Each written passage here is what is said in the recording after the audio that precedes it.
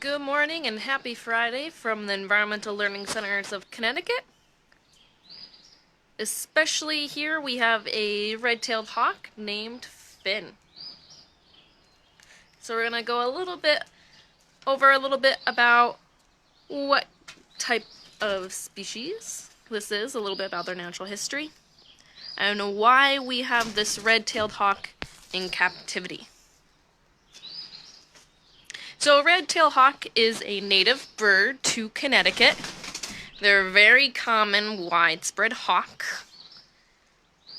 Okay, and they're kind of large. They've got very broad, rounded wings, a short, wide tail.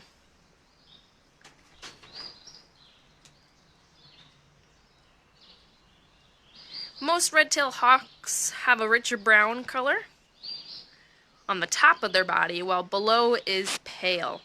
So right now we're looking at his back, and we see that nice pale brown.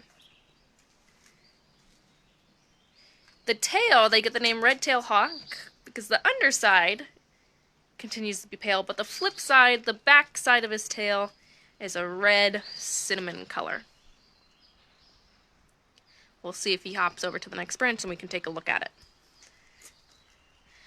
But often you'll see red-tailed hawks soaring in wide circles over fields, forests.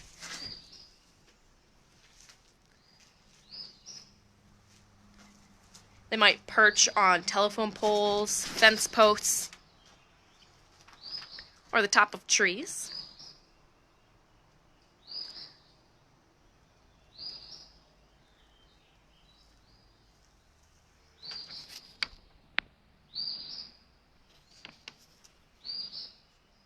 They're kind of in between the size of a crow and a goose.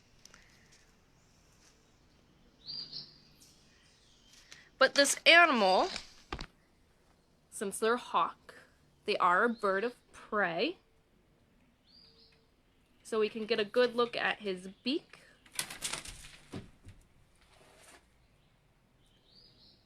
It's got this nice curve and point. This animal is a predator. So a lot of times, this animal is going to be hunting by watching from a high perch and then swooping down to capture the prey with its talons. They're the feet, those long nails. But they also hunt by flying over fields and watching for prey below with their eyes.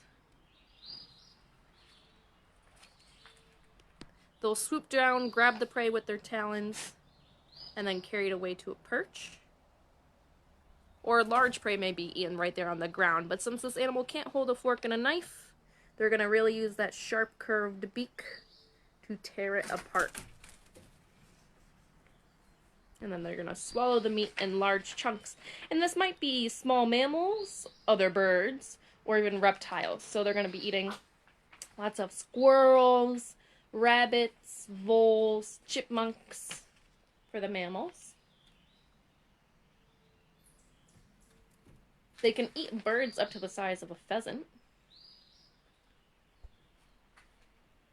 And then they often prey on snakes, so they will eat other reptiles. But they'll also eat, there we go, look at that nice cinnamon tail. So the red-tailed hawk. But they're not picky, they're gonna eat whatever they can catch. So if they could catch a bat or a frog, insects, they're gonna eat those too. So this bird, Finn, the red-tailed hawk, he lives at the Indian Rock Nature Preserve. So he primarily eats mice. We give him mice to eat. But if we happen upon wildlife that is dead out on the trails, we will feed it to him too. Whether it's birds, or a chipmunk, or maybe a little mole. So that way we are enriching his diet and he's not eating the same thing every single day. We have Finn here in our possession. He is a permanent animal that's going to be with us for the rest of his life. So Finn is a wild red-tailed hawk, but we didn't take him from the wild. He was deemed non-releasable by a licensed wildlife rehabilitator. And he's with us because he had some injuries. He sustained some injuries out in the wild to his head and his wings. So he was deemed non-releasable due to his injuries. And now he's in our possession and we take care of him. So we give him everything he needs, his food, every day. So typically we weigh out his food, and that ends up being about 3 mice per day. We'll give him fresh water, and then of course his shelter here. On his feet you might notice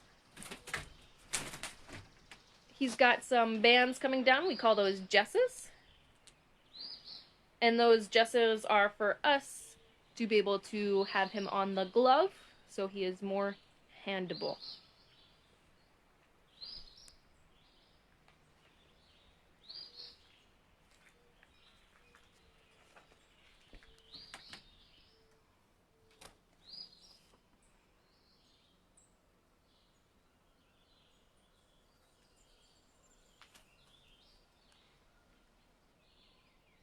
Red-tailed hawks will nest and have eggs and raise their babies.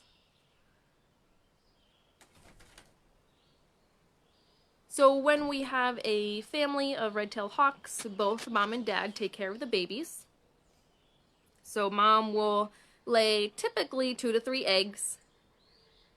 They're white, kind of blotched with brown, and they're gonna both be sitting on these eggs for up to 35 days before they hatch.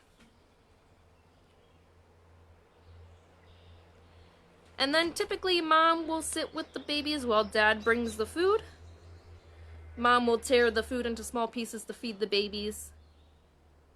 And after about a month, 4 weeks, 5 weeks, food is then just dropped into the nest and the babies can feed themselves.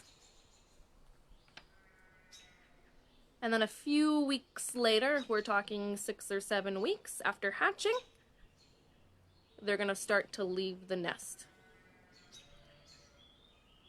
But they may hang out for another week or 2.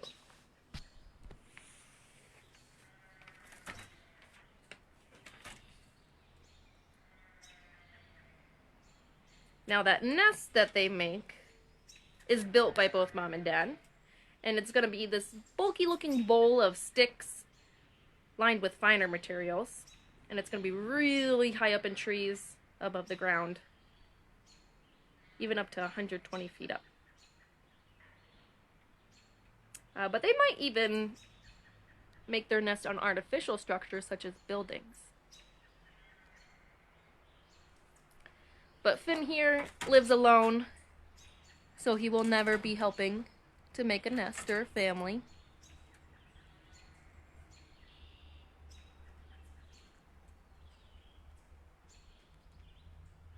He's the only bird of prey here that we have at the Indian Rock Nature Preserve. Our other birds that we have in our possession, also deemed unreleasable by a licensed wildlife rehabilitator, are owls at the Barnes Nature Center.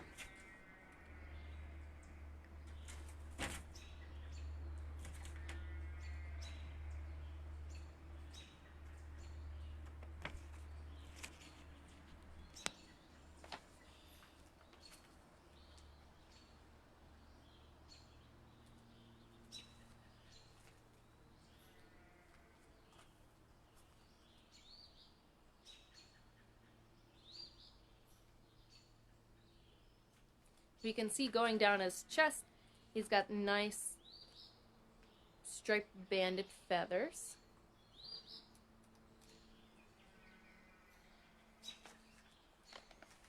You can see if we can zoom in a little bit more and get a good look at his talons. So that's the ultimate tool of our hawk, of course, next to their beak.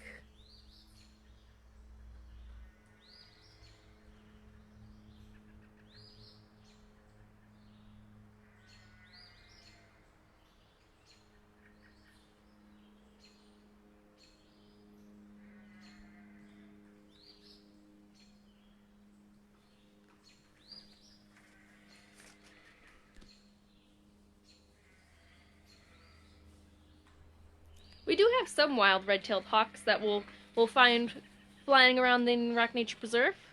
Like I said, they are a very common and widespread hawk in Connecticut.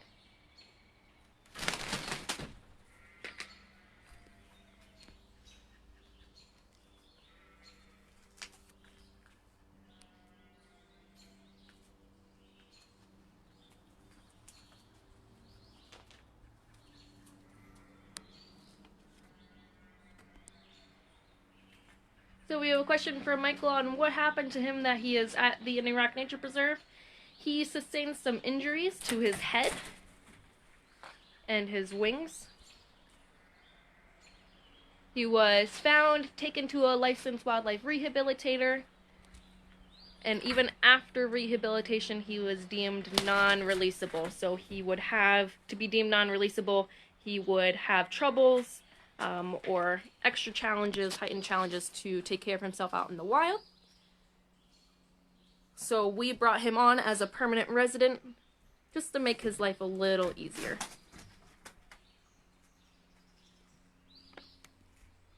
We are working with him, our education staff is working with him to be more manageable on the glove so he can be a part of our education programs, like our two little screech owls.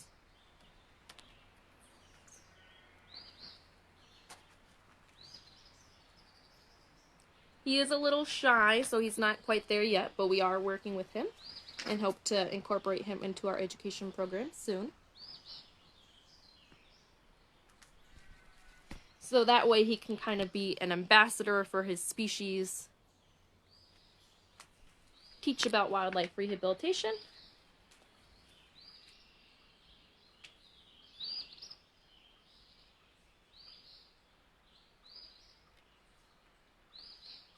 other reasons animals might go into wildlife rehabilitation is if they were orphaned. So say their parents, for whatever reason, were killed.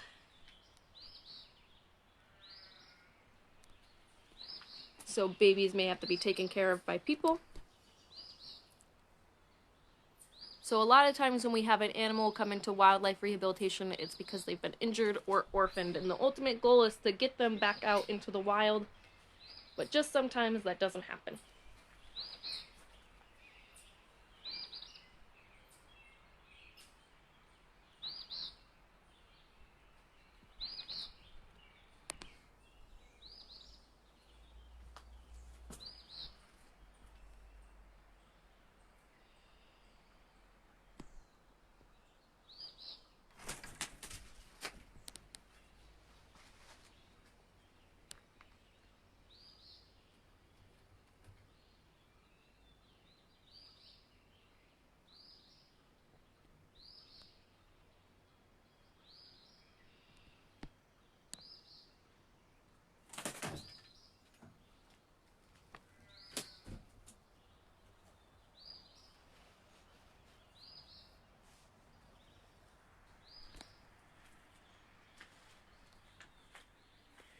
So when the red-tailed hawks, when we see them out in the wild, and you can see them at the Barnes Nature Center when you're walking out on the trails, which of course are open sunrise to sunset 7 days a week.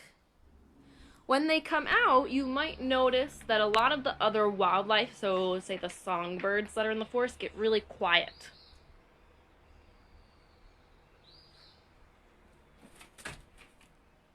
And that's of course to help avoid being captured and maybe becoming dinner. We have a question from Allison of, could you ever put another hawk in there? Typically with our wildlife species, we keep them separate.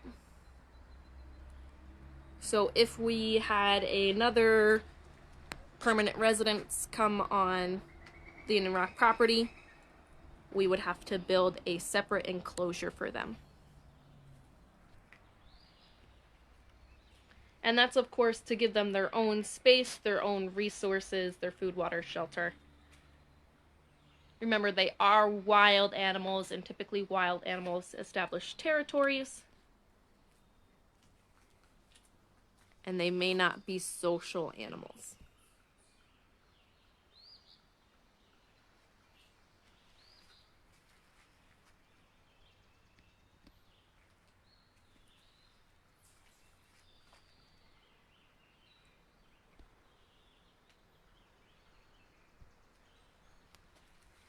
So that's a little bit about Finn, the red-tailed hawk that is a permanent resident at the Indian Rock Nature Preserve.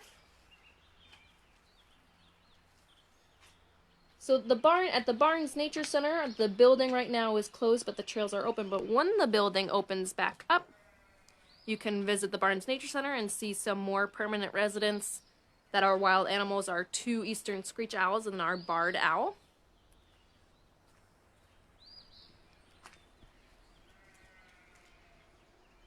But we're really happy to be able to give you some virtual time with Finn here. Since typically, he doesn't have any visitors.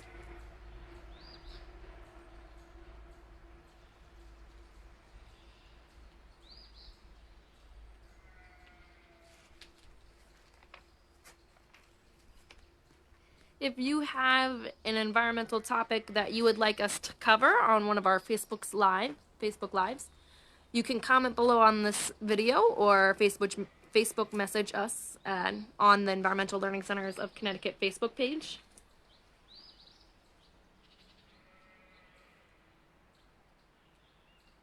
Monday is a holiday and we are closed at the Indian Rock Nature Preserve, but we will be back Tuesday for another Facebook Live at 10 a.m. Tuesday is our lamb check-in, so we will be back in with the sheep and the cows in the pasture, giving you some virtual time with the lambs.